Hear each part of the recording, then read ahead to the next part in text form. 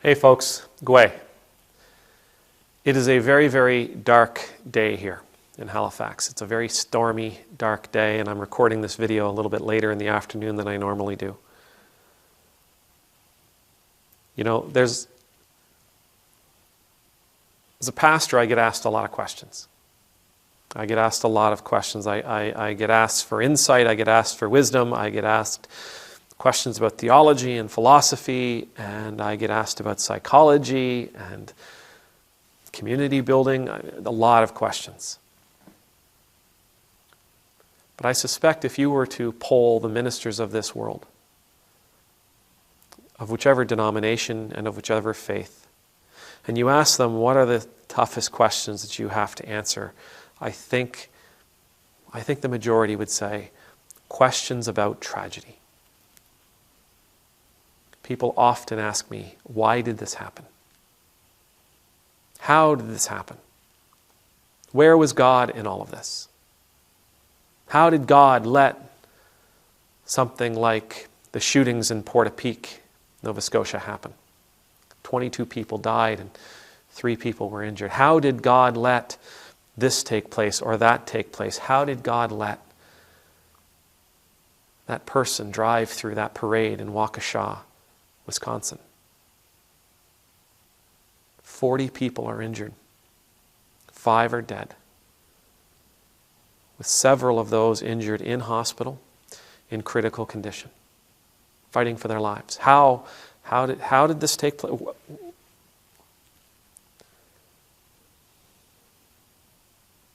Despite the fact that I read a lot, despite the fact that I study a lot, despite the fact that I try to absorb as much information as I possibly can, this is one of those questions that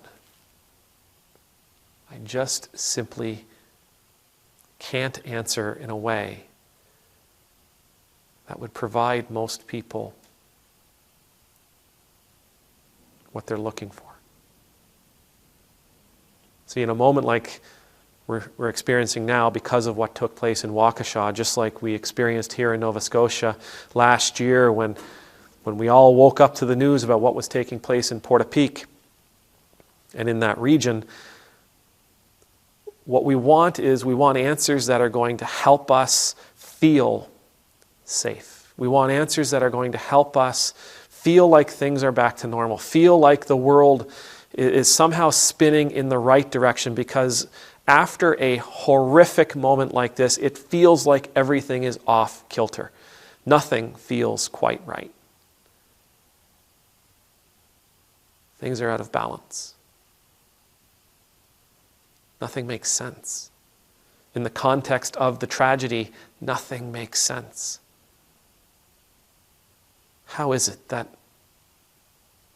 today there are dozens and dozens and dozens of people who are mourning and crying and worrying for their loved ones?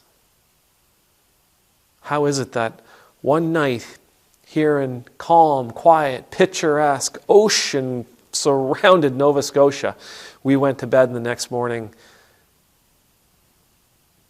the single greatest mass murder in Canadian history had taken place, that left hundreds of people mourning the loss of their loved ones, left a country demanding answers about how this kind of thing could take place. Asking why is a good question. There's nothing wrong with it. We want to be safe. We want things to be right. And at times like this,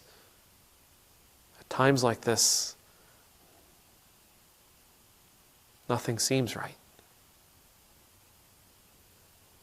Now, I can offer theological opinions and theological reflections on lots of things that are taking place in this world, but when it comes to tragedy, the theology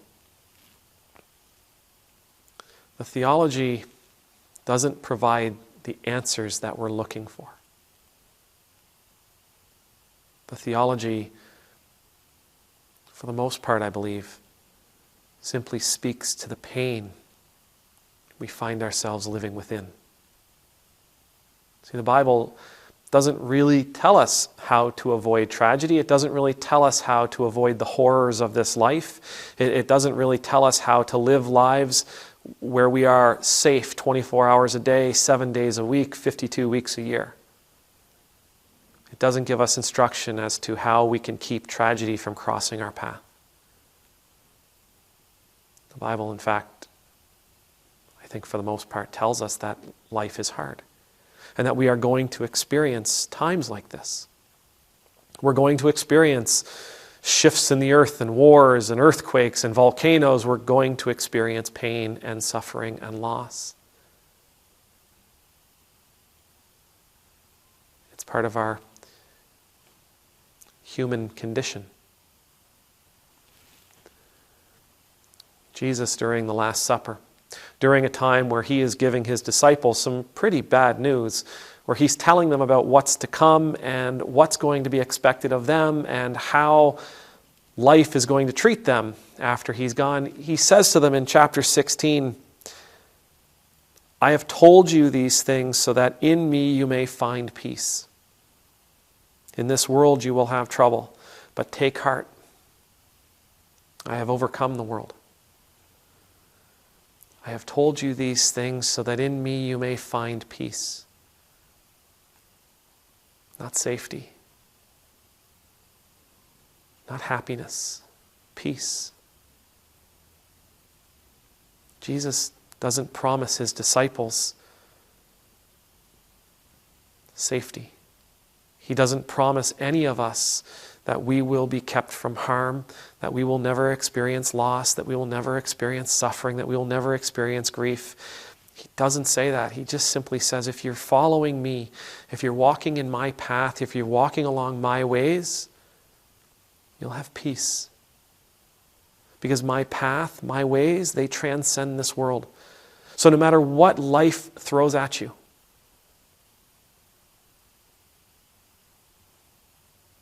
you can be confident that where I am leading you, there will be peace. You can be confident that no matter what life throws at you here, through me, you'll find your way. You'll find your way forward. You'll find your way into that life eternal that God promises.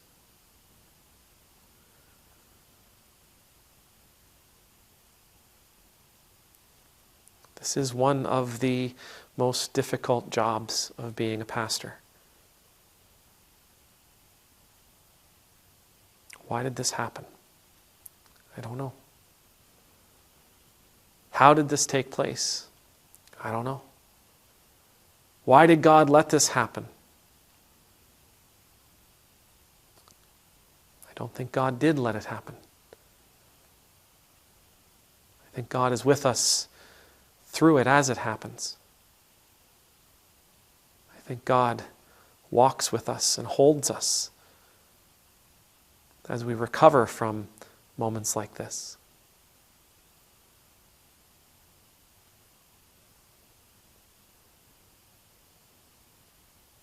I think it's in God that we find our peace, that we find our way, that we see the light of our destination, that we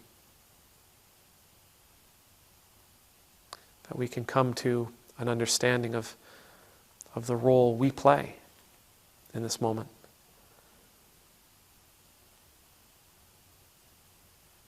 But I don't think we find an answer that will keep us safe, that will keep us from harm, that will keep us from pain. We only find our way forward.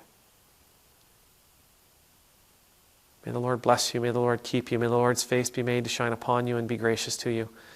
May the Lord's countenance be lifted up to you. May you always know the peace of being in the Lord's presence. I pray that you will join me tonight and in the days to come to pray for those in Waukesha, those who lost loved ones, those who are worried about their loved ones who have been injured, those who saw things that no person would ever wish to see, those whose memories are forever plagued by that speeding red truck.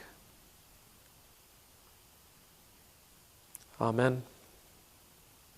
Numultus.